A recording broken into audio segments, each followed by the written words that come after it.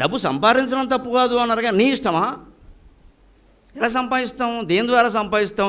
ధర్మం తర్వాత అర్థమండంలో ఉద్దేశం ఏంటంటే ధర్మం ద్వారానే డబ్బు సంపాదించు, అధర్మం ద్వారా కాదు. అందుకే ఈ కాలంలో బాగా వ్యాపించింది సినిమాల ద్వారా కానీ ఇతరత్వ కానీ, ఏమైనా సరే సంపాదించాలి, చాలా తప్పు.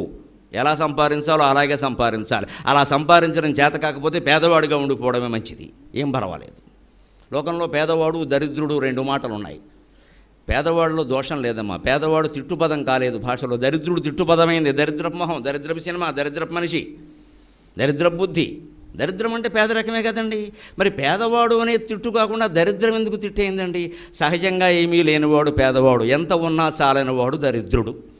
ఇప్పుడు మనం దరిద్రులమో పేదవాళ్ళమో తెలుసుకుందాం. మనం పేదవాళ్ళమైతే పర్వాలేదు, సిగ్గుపడక్కల్లా. నేను పేదవాడిని అండి అని చెప్పుకోవచ్చు. నేను దరిద్రుడిని అని చెప్పుకోవడానికి సిగ్గుపడాలి.